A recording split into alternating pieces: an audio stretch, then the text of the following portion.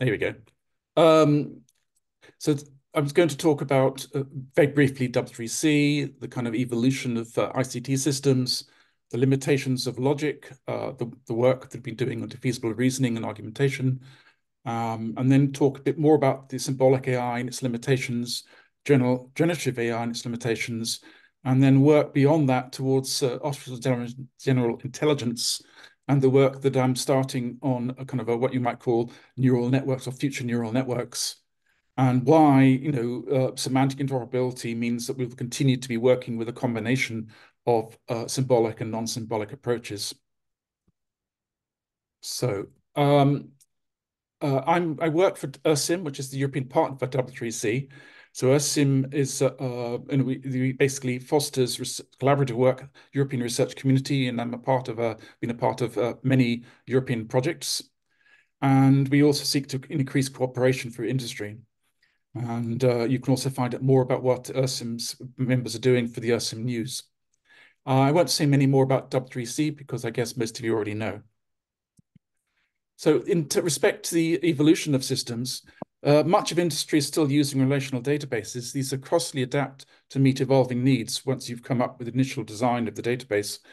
Graph databases are more flexible, but it is still the case that the business logic is embedded in the application code. Advances in AI will allow natural language and cooperative problem solving, and we're starting down that path at the moment, lowering the cost and increasing the flexibility of business processes. So it's quite a dramatic shift. So I'm going to first talk about the limitations of logic and deductive proof. And this relates to kind of reasoning, which has been studied since the days of ancient Greece. So logic deals with the mathematical entailments to what is held to be true, assumes perfect unchanging knowledge, but it isn't applicable for knowledge that is uncertain, context-sensitive, imprecise, incomplete, inconsistent, and changing, i.e., every imperfect knowledge, which is, however, typically the case for everyday knowledge, particularly as individuals or in individual businesses, that essentially you're learning stuff all the time and you have to adapt to new things. So defeasible reasoning is much broader than logic and forms the basis for legal arguments, ethics, political arguments, and everyday discussions. And we should embrace the challenge. So the deductive proof is replaced by defeasible reasoning with arguments for and against a supposition.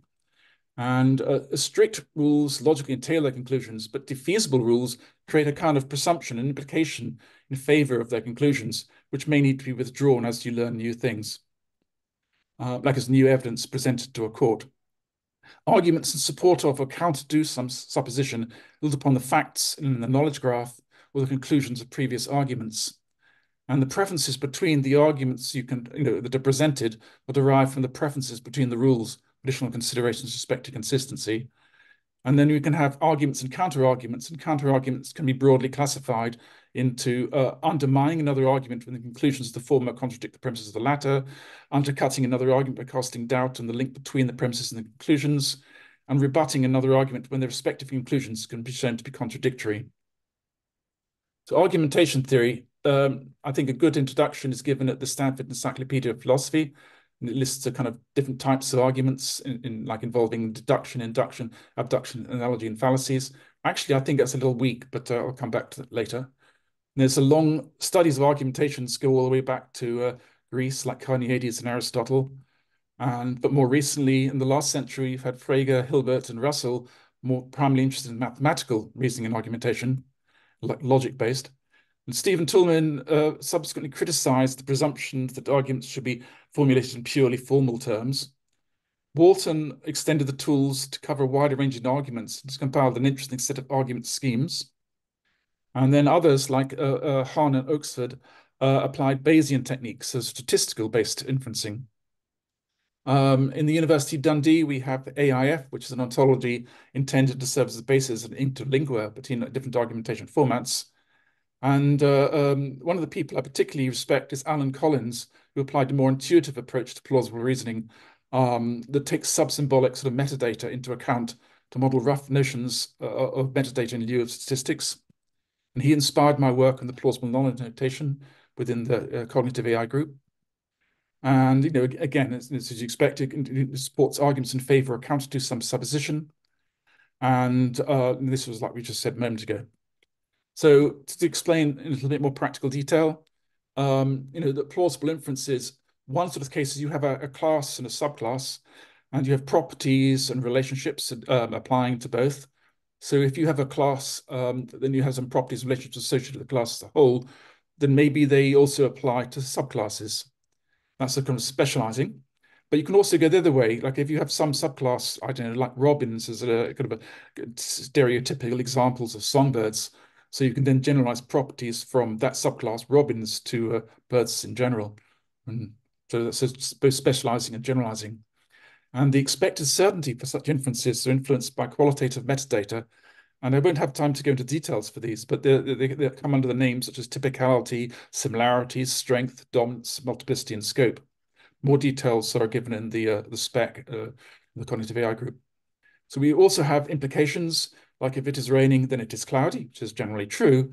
But you can also use implications in reverse because you know that you have some rough understanding about approximately how often, how likely it is to be rainy when it is cloudy.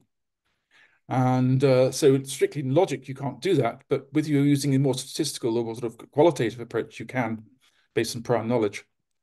Then we have the role of analogies and based on matching structural relationships to suggest, again, properties of ways of solving problems based on those matches.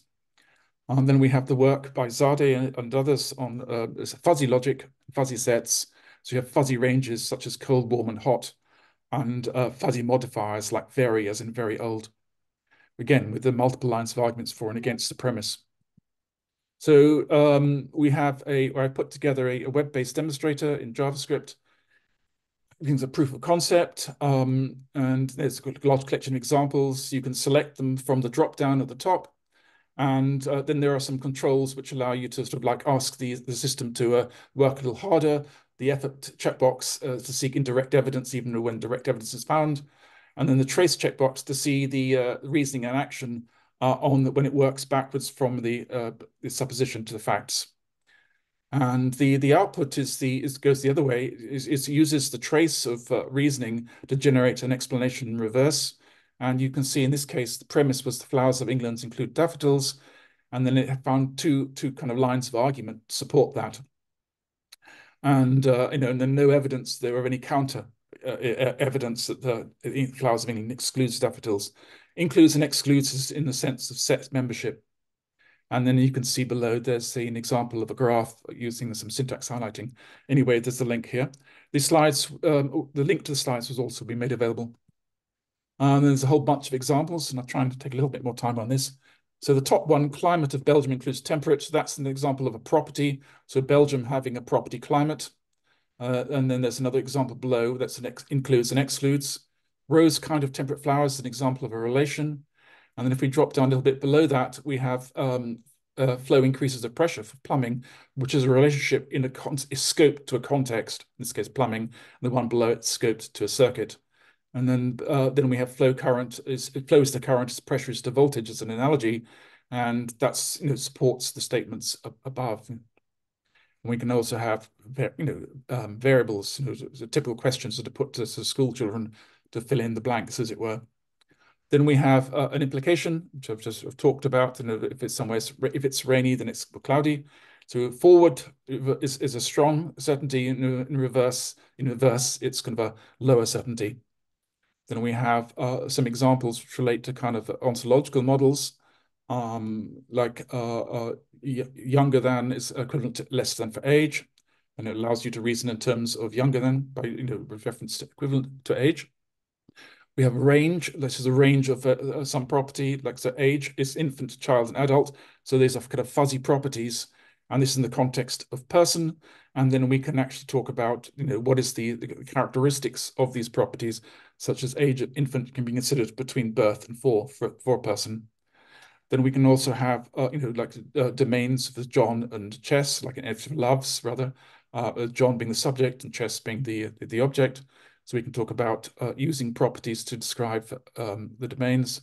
And then finally, we have, almost penultimately, we have some queries. And so the question mark X is a kind of a variable. And so which X and so forth. And that's using a fuzzy modifier, very. And then we have also a few others, count and few. And finally, at the bottom, we have a kind of a statement about statements. In this case, is a kind of reported speech. Mary believes John says John loves Joan is a lie.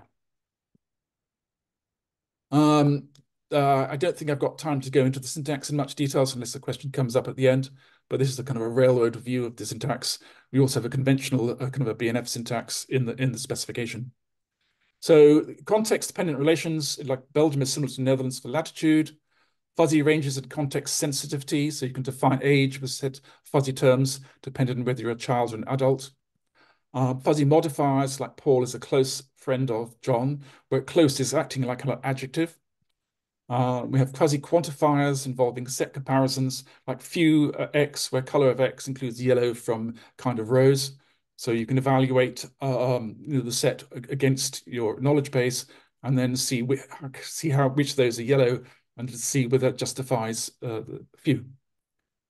Then we have the kind of the what if, abduction kind of reasoning, inductive reasoning, for imagination planning, what if, understanding intent, modeling of stories, reported speech, and so forth, with named and unnamed collections of statements. And so an example of a query here, which X, where Jones said X likes T. We have reasoning over related ontologies. So climate seemed to be a good example where there are many different ways of describing terminologies for climate, describing climates. And each of these terms are associated with typical weather patterns, like, for example, in these cities like Shanghai, Buenos Aires, Sydney, and Hong Kong, which have the so-called Chinese climate with mild winters and humid summers of tropical rain. And this points to the potential for using defeasible reasoning, as there's no one way to relate the terms, different sets of terms. And it's more about searching for support for or counter to a supposition with varying degrees of certainty. So when you have ontologies using different terminologies, defeasible reasoning becomes very useful. And wrapping up on this part of the talk, further work is now needed on intuitive syntax for reasoning strategies and tactics, as well as ways to model pathos, which is the kind of the role of feelings and emotions as part of compelling arguments. And this really builds upon the established principles for effective arguments or rhetoric dating back to Aristotle. And he, introduced these terms, ethos for establishing credibility, like I'm an expert in this field or whatever, or you cite somebody else who's and you claim they are an expert.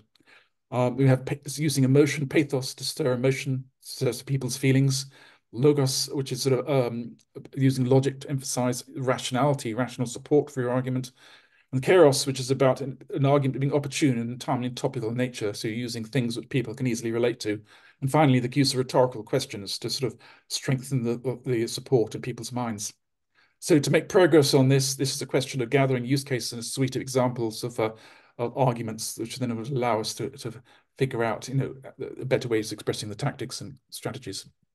So I now switch gear and talk about cognitive AI. So cognitive AI can be considered to thinking about modeling human intelligence, thinking and problem solving, human memory, learning, language, perception, and attention, but also feelings and emotions. So what can the cognitive sciences tell us?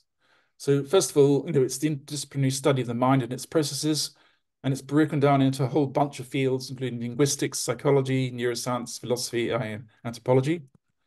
And there's been decades of work in the cognitive sciences and understanding the mind, how we learn, the kind of mistakes we make, and how long we take to make them. And this can provide deep insights for working neural networks, and it involves a kind of a mix of symbolic and sub-symbolic models. So I'm particularly impressed by the work of many decades by John Anderson on actor, and I'm going to talk about how we sort of re-implemented that shortly. Alan Collins on plausible reasoning, Dedrick Gentner on analogical reasoning, Lotfi Zadeh on fuzzy reasoning, and Lakoff and Johnson on metaphors. So I think when it comes to sort of generative AI and language models, it's important to look at how people process language, human language processing.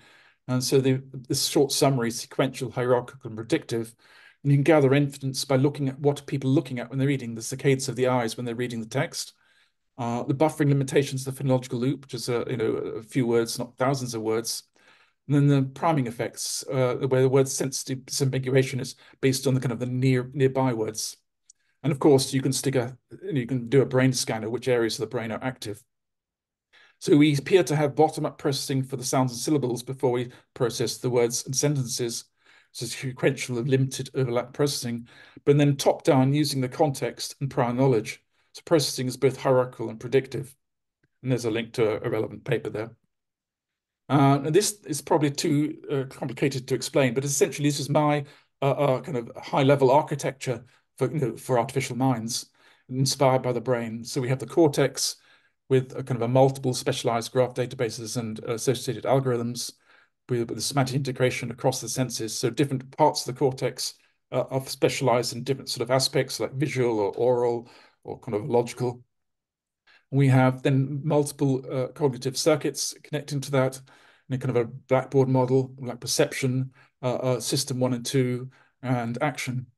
And the color scheme sort of supposed to be indicative of the picture above. So the limbic system in the basal ganglia in the kind of the center of the brain, and then they hook up to the cortex, cerebral cortex on the outside. Whereas the action is a kind of real-time control by the cerebellum, which is actually got more neurons than the cortex, which is but packed very closely together. So we have the system 1 and 2, and I'll explain a bit more on the next slide.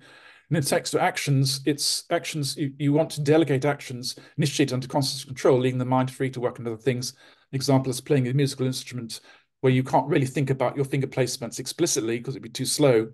And the cerebellum provides real-time coordination of all the different muscles involved, using information placed into the cortex from your eyes. So I'm a fan of Keith Stanovich's tripartite model of mind. So it starts at the bottom with an autonomous mind with type 1 processing, which is fast and opaque, like recognizing a cat in a photograph or understanding a traffic sign when driving a car. And then we have the type 2 processing, slow, deliberative, and open to inspection, like mental arithmetic, formed by chaining type 1 processes together using working memory. You can divide it into the algorithmic and the reflective. So one is reflective about thinking. Chunks and Rules is basically inspired by the work of John Anderson. And the idea is that you think about a kind of the rule engine at the basal ganglia connected to different parts of the cortex. And the bundles of nerves correspond to buffers holding a single kind of chunk or set of property values. And think it's like a vector space model. And then the chunks, the rules operate on these buffers, and then it can invoke actions in the cortex itself, or including delegating actions like to its driver robot. So there's demos for smart homes and factories, and web-based demos again. And the syntax of this is a lot simpler than for PKN. And you have an example here of instructing a robot to move. Talk about the limitations of symbolic AI. Symbolic AI is generally handcrafted, and as a result, it's kind of impoverished representations compared to the subtle contextivity and imprecision that the real world presents.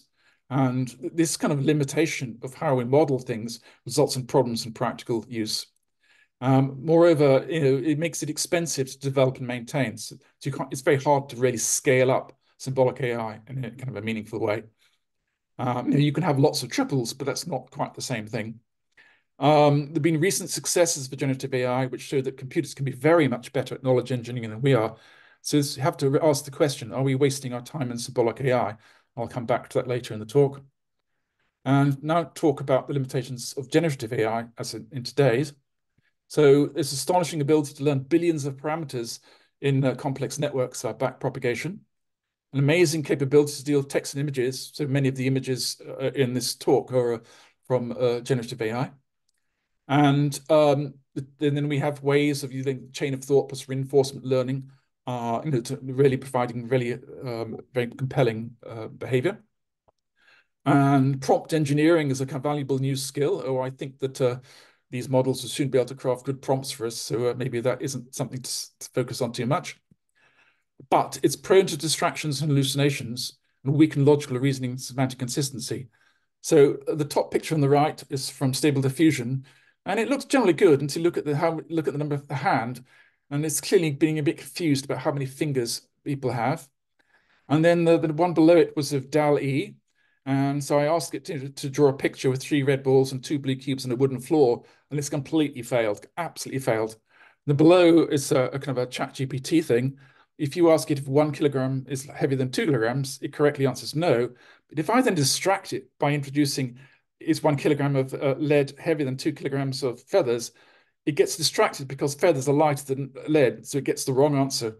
So it's very easily distracted. And so when using these systems, these kind of level of distractions and hallucinations are a real problem. And there's a lack of continual learning and temporal memory, and they're very expensive to train foundation models. And it's very different from the human brain.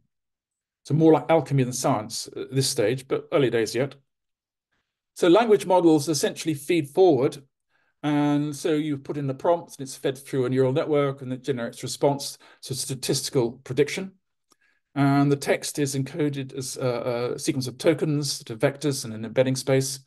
And then it uses mechanisms, particularly transformers, to ensure long-range attention and hierarchical dependencies.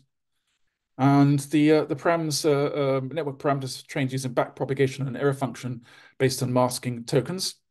There's no short-term memory, no continual learning. And moreover, these models process thousands of text tokens in parallel, very unlike humans.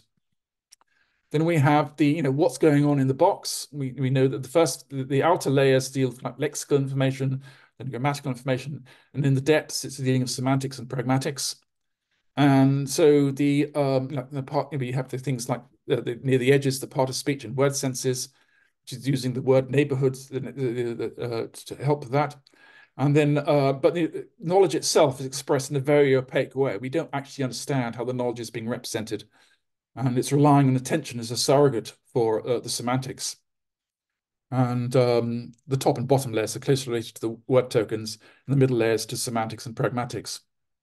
So somehow in the middle, a vector is representing the whole meaning of the prompt. Then we can inject a prompt before the user price of the prompt, the context prompt. And that's kind of a way of instructing the language model to know what we're hoping for in the response. And likewise, if we want kind of a longer dialogue, we can copy the response back down into the prompt.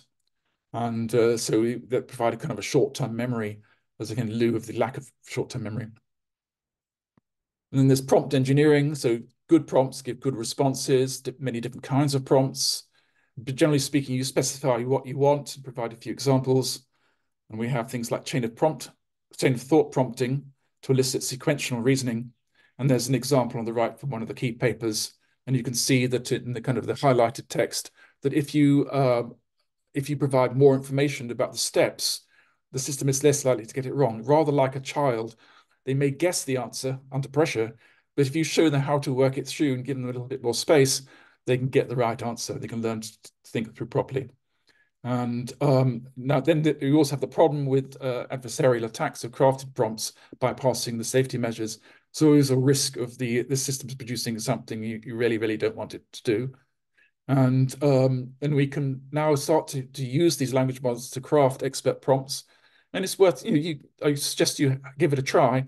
If you use Bing, you can try using ChatGPT. You ask it to generate a prompt for images, and it'll probably generate much better prompts than you would ever thought of yourself. Then we have the retrieval augmented generation. And so the language models are trained once, and their knowledge is static, but it's very expensive to train them. They have difficulties in generating citations for the knowledge that's embedded in the parameters. So the workaround is to query a knowledge graph to obtain a list of relevant sources and citations, inject that back into the context prompt, and include an instruction to generate links for those references. And this has an advantage of it avoids having to retrain the language model, but it also avoids the need to kind of include sensitive information in the language model itself, which might leak out at the wrong moment. That's particularly important for kind of commercial applications, of course. And then in terms of how do you, even if you're using like a knowledge graph or other source collections of information, it still can be very handy to use a vector-based index for text and images as a way of being able to allow the system to sort of figure out from the prompt which are the most likely things you'd be interested in. So now I'm going to switch tack again to think about artificial general intelligence. And you can see there are different ways of defining what we mean by that, but here's mine. Creativity in problem solving, the ability to generate and adapt plans as needed, good grasp of common sense knowledge and skills like cause and effect, defeasible reasoning, understanding human values and feelings, continual learning with models of the past, present, and future, placing prompt engineering by learning from the kind of responses that most people prefer, reflective cognition using models, the agent's goals and performance in carrying them out, and likewise those of other users and other people, i.e. the theory of mind. And the ability to explain itself in terms we can easily appreciate, which will depend on you. It will vary from what, maybe vary from one person to the next, and it needs to be age appropriate. And adherence to values we demand of these applications, so we don't want them to give racist, sexist, inflammatory responses. We want AI agents to be unambiguously artificial agents and not confused with humans. And we can then start applying this sort of things to smarter robots, self-driving cars, resistance unexpected. We can't really do that right now. Although there's a lot of talk about self-driving cars, it's easy to teach them the like 80, 90% of what's needed. But the last few percent in all the special cases becomes extremely hard. Tools for boosting human creativity and effectiveness, leading to better productivity for a prosperous society if we share the benefits. Trusted personal agents. So this is my view. Rather than if you've heard of Solid, I think that AI will go much further and much richer than the kind of approach proposed for Solid. And it will help us to deal with the complicated world, look after privacy, finances, and health. Also helping to counter cybersecurity, encountering disinformation, conspiracy theories, and harmful content on social media. And AGI, I believe, if we understand about the argumentation, it could one day win arguments of politicians and lawyers, leading to stronger democracies and better laws, doing so by in-depth access to knowledge, including which arguments will best convince people emotionally and intellectually, sort of outthinking people in that respect. Then more as the last section of the talk, I'm going to focus on work on future neural networks.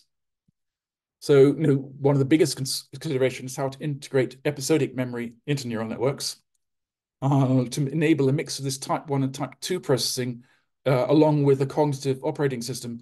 By that, I mean, if you've got this system which is very flexible, you can think about many different things, you want to thinking about useful things. So how do you manage the time allocation for competing tasks akin to a mental operating system, which clearly relates to concepts around sort of emotions and feelings. Reflective cognition, along with episodic memory to support situational awareness, including self-awareness and self-assessment with respect to execution high-level goals. How well am I doing on this? Should I switch to a different approach? So it's easier to discuss sentience in that sense. And I prefer to avoid discussing consciousness in general, which is harder to define. And also we have the philosophical questions about the so-called hard problem of consciousness in respect to subjective experience.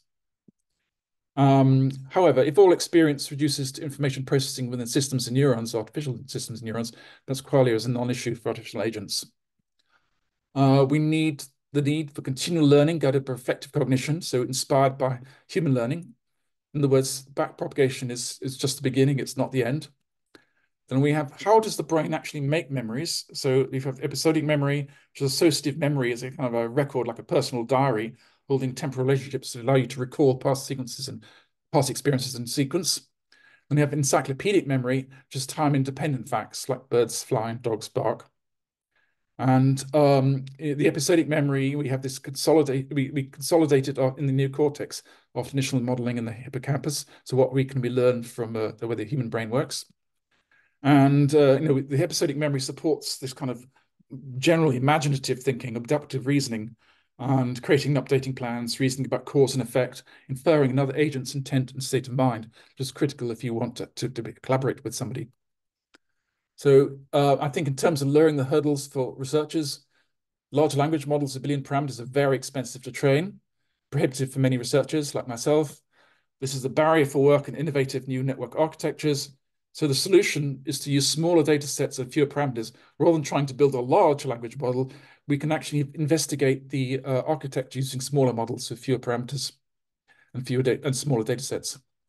So clearly, you choose the data sets to support the research aims such as continual learning, episodic memory, and reflective cognition. And then we have machine-generated data sets.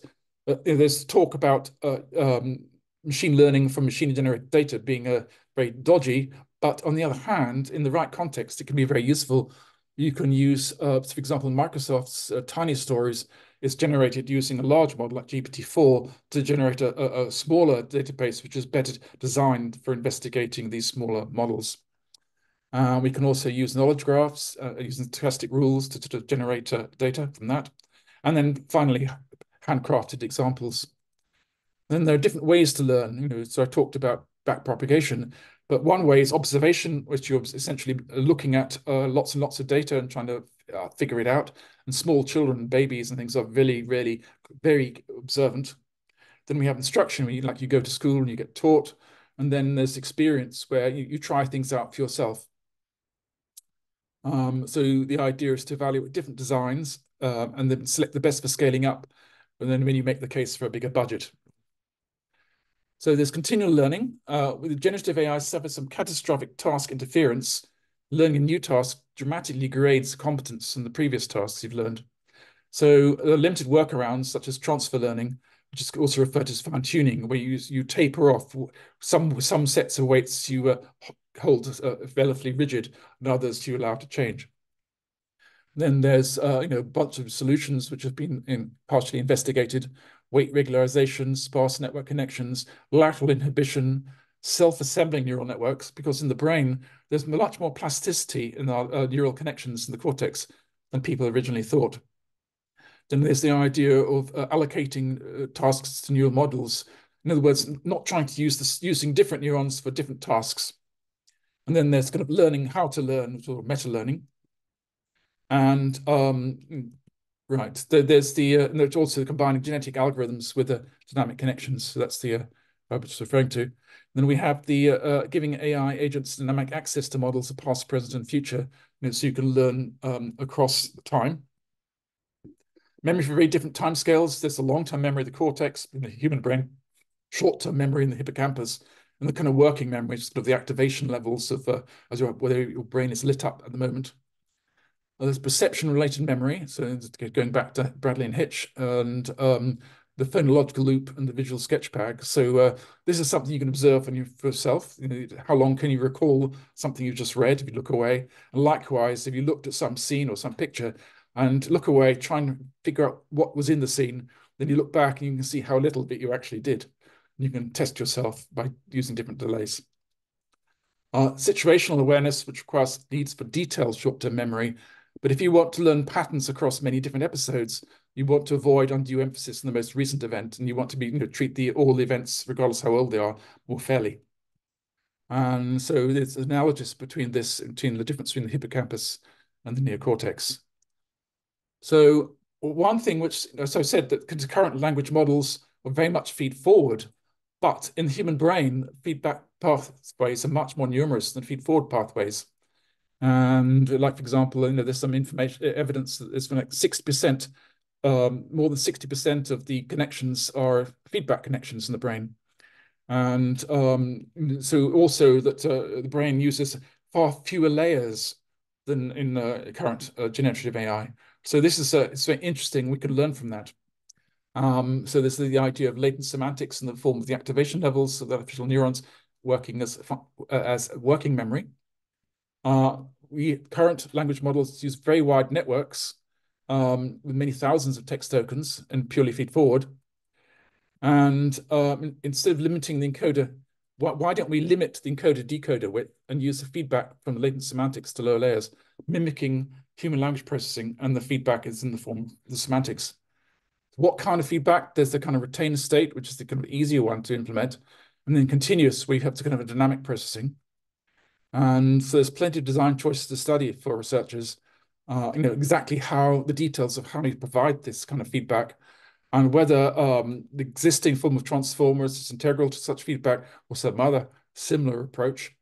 And if you're using dynamic feedback, then you need to ensure strong attractors to ensure the system state stabilizes quickly. And implications of this is deep learning.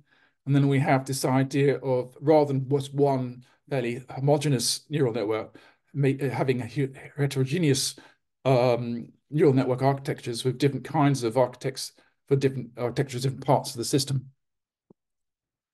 Human-inspired language models. We have the human language processing, sequential, hierarchical, predictive.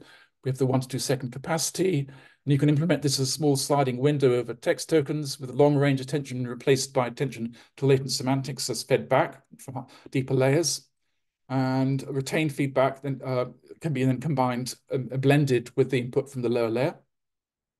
This can be informed by the mathematical models of how knowledge is represented in vector spaces, which we're still at a fairly early stage of understanding, to be honest. And this will make it easier for the computer to discover the details. Rather than us trying to work it out, it's better to allow the computers to work out the details, but we've got to make the life easier.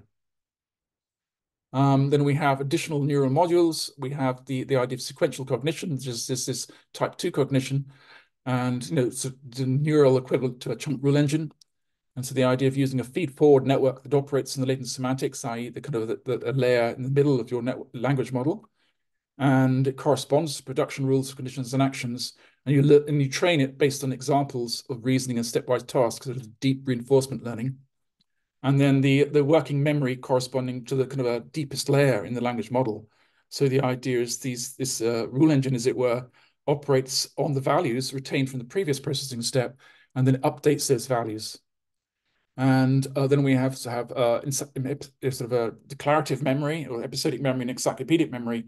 And the idea of operations on this, like the CRUD operations, create, read, update, and delete operations in the vector database, plus additional operations as needed. This should mimic the human forgetting curve. So stochastic recall in the brain, the forgetting curve, for example, is essentially how we learn to remember things which proved most useful in past experience, discarding the things which weren't that useful. And then we have the idea of episodic memory, recording salient details from a snapshot of working memory, and based on some similarity matrix, the cosine metric, determine when to snapshot and supplemented by relationships between episodes. And then again, this is inspired by research on the brain. And then pretty much wrapping up the final section here, to talk a bit about semantic interoperability, which is about knowing that we understand each other. So you've got the two robots here, and to communicate effectively, they need to be able to understand each other, to know that they understand each other. And by the way, generative AI lacks semantic consistency. You can see by the fact that the system failed to provide any support to the bodies from the legs. So people keep written records when they don't want to rely on fallible memory. The same applies to businesses.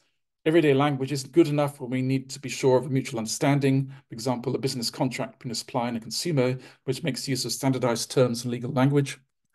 Then for technical exchanges, we need structured data for agreed data models and semantics, and that relies on symbolic representations. So we'll continue to need this as we make greater use of AI. AIs will need to ensure that they can understand each other as well as understanding us. And knowledge graphs can then be seen as an evolution of databases with standardized vocabularies and the need for, obviously, work in groups like W3C to create those standards. So I think this leads to the idea of collaborative knowledge engineering. Handcrafting knowledge graphs and rule sets is difficult and time-consuming. This makes it hard to scale up. And self-guided machine learning of neural networks is very much easier to scale up, but suffers from a lack of transparency. The knowledge is sort of buried in the network parameters and in ways which are inscrutable. So how can we use AI for collaborative knowledge engineering with a human partner working together, an artificial agent, as sort of indicated in the picture on the right? The agent is operating, directly manipulates the knowledge graphs and rule sets, but is guided through by the human partner, and like using natural language and other means. And again, the two together, they can curate data sets for new or updated use cases. And by curating the data sets, the artificial system, the agent, as it were, can figure out by applying machine learning to update the rules as needed, as the ontologies are advised to deal with new use cases, and along with a version to support old and new applications. And here again, you have an example of the lack of causal understanding in the model here, because the tablet's sort of floating in the air. So I have the architecture of neurosymbolic cognitive agents, sort of basically very illustrative rather than in details. It explains how we can connect neural network systems to external systems like sensors and actuators, but also to services. And then there's sort of things like cameras and so on for multimodal interaction. But this is very much a kind of early stage, but it means you could combine the neural neural network-based reasoning with symbolic-based reasoning externally. And so in summary, wrapping up, we've talked about expanding from logic to argumentation to be able to express the complexities of the real world. The help is wanted. We're looking for help with argumentation, use cases, and examples so that you can get computers to be a lot more useful in the outputs they provide. Machine learning beats handcrafted knowledge. So we should definitely be taking advantage of that. I think there's plenty of research opportunities for researchers at universities and on a relatively low budget for working on human-like AGI. There's an ongoing role for symbolic AI for semantic interoperability, but I'm very keen to find people who can help with the mathematical foundations for neural networks. If we want to be able to evaluate and design and evaluate these sort of new architectures, really strong the mathematical foundation will be really important. So please get in touch if you can help in these different areas. And then finally, open to questions and comments. So open the floor. Okay, wow. Thank you, Dave.